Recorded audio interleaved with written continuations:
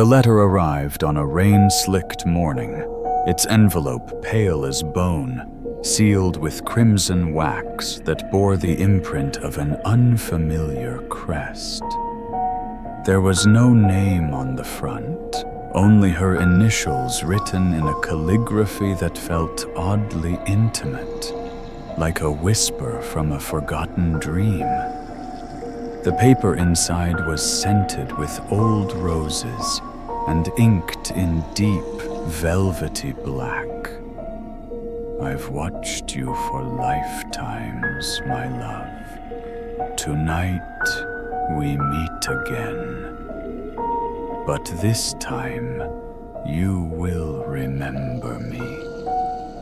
A chill traced down her spine, not from fear, but from a sense of ancient longing that awakened something. Something that had been waiting in the dark. My name is Elara, quiet by nature, drawn to shadows more than sunlight.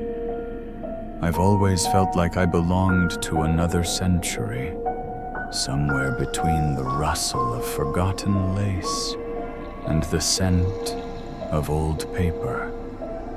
I live alone in a crumbling Victorian apartment at the edge of the city, where ivy coils through the brick like veins, and the wind whispers secrets through the cracks in the stained glass windows. By day, I work in an antique bookstore, my fingers brushing over leather-bound novels and dust-covered poetry, aching for the kind of love that ruins you beautifully. But at night, the silence becomes louder. The loneliness presses in. I never wanted sweet words or candlelit dinners.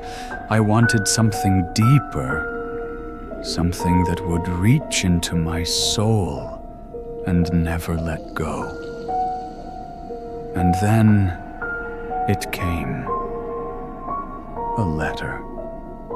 Slipped under my door with no name, no return address. Only words that felt like they'd been written just for me. As if the writer had known my thoughts, my dreams, my hunger. My heart didn't race with fear. It fluttered with something far more dangerous recognition. He began writing every night. Each letter came wrapped in ivory paper. The ink faded as if centuries old. He never signed a name, only sealed each envelope with wax. A deep crimson crest of a rose pierced by thorns. The words inside were intoxicating. He wrote of dreams we'd supposedly shared in lifetimes past, of walking beside me beneath moonlit ruins, of holding my hand as empires burned. His voice on paper was velvet, poetic, tragic, and terrifyingly intimate. It was as though he saw into the deepest part of me, the part no one else had ever touched. I began to write back. I don't remember deciding to, it just happened. Like my hands were guided, I left the letters on the windowsill, and by morning, they were gone. Days blurred. My co-workers at the bookstore noticed I seemed distracted. But how could I explain it? How could I tell them I was falling for a ghost? A phantom that never showed his face, yet somehow made me feel more alive than anyone ever had. And then, strange things began to happen. The mirror in my hallway fogged up one evening, and on the glass was written, "I see you." My books rearranged themselves while I was out. Volumes of tragic romances stacked beside my bed, all bookmarked on the same page. A poem about eternal lovers buried side by side. Sometimes I would wake up in the middle of the night and feel breath on my neck. Warm, real. But I was alone, wasn't I? The veil between affection and obsession, between love and haunting, was beginning to thin. And I still kept writing. I remember the night it happened. Not by date, but by the way the air turned to glass. The sky outside was heavy with thunder, but no rain fell. Only silence. I had lit a single candle in my bedroom, and beside it, as if conjured by a spell, sat another letter. I hadn't written in days. I had tried to stop. I needed sleep. I needed peace. But still, he found me. This time the letter was different. It was shorter. Just 3 lines etched in frantic, jagged strokes. You promised you wouldn't forget me. You swore you'd remember. Tonight I come home. Open the door, Elara. My blood turned cold. I hadn't told him my name, not once. And yet there it was, scratched into the page like a warning or a vow. I barely had time to react before the lights flickered. The candle blew out, though no wind moved. The windows groaned as though something ancient was pressing against them. And then, the knock. It was slow, deliberate. Not on the front door, but on my bedroom wall. The wall that backed into nothing but black, empty air outside. I wanted to run, but my body wouldn't listen. My legs felt submerged in ice. My lungs refused to fill. The room grew darker, not with shadow, but with presence. The temperature dropped, and I could see my breath. White, trembling clouds of panic. And then I saw him. Not through the door, not through the mirror, but reflected in the glass of the picture frame beside my bed. Tall, pale, eyes black, not with malice, but with grief. Endless, crushing grief. His face was beautiful, in a way that hurt to look at, like a painting of an angel just after the fall. And his voice. "Elara," he whispered, "you promised." The truth struck me like lightning. He wasn't a stranger. He had known me before, but not in this life, in another. In a life I had no memory of, because I had chosen to forget him. Because he had done something terrible. I couldn't move. His voice, the way he said my name, it unlocked something buried in me. I saw flashes behind my eyes.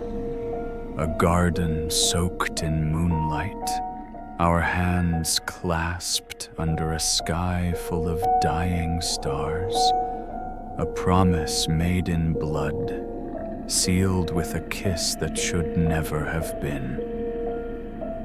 I remembered him. And I remembered why I chose to forget. He had not died. He had followed me. Through lifetimes, through veils, through death itself, not out of love, out of need. He was trapped between, by my betrayal, by my breaking of that promise we once made. And now, I was the tether he could still find in the dark. I backed away from the wall as it pulsed and breathed like it was alive. His reflection stayed in the frame, even when I turned from it. His eyes pleading. We were forever, Elara. You said forever. Tears burned down my cheeks. I wanted to believe he was what I had longed for, that this was love in its most eternal form. But it wasn't. It was obsession wrapped in the skin of romance. It was hunger disguised as devotion. I ran, out of my room, down the stairs, barefoot through the fog-choked streets. His voice followed me. Not in the wind, not in my head, but in my chest, like a second heartbeat. You can't leave. You belong to me. The world around me twisted, lights dimmed. The shadows of buildings leaned too close. Every step felt like dragging through mud, like reality was trying to hold me still. But I kept going, because somewhere deep down I knew.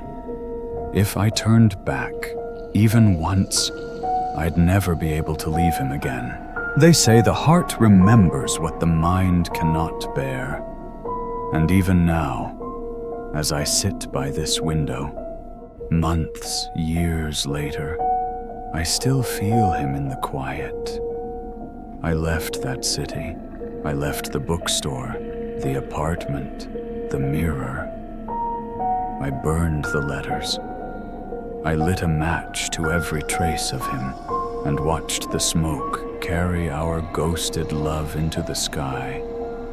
But some things don't burn.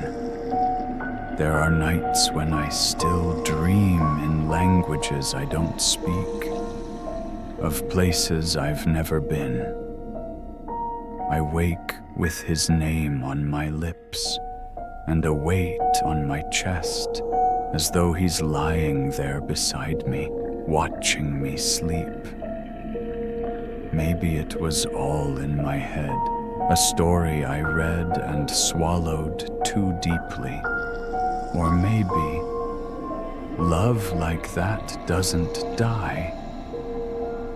Maybe it waits.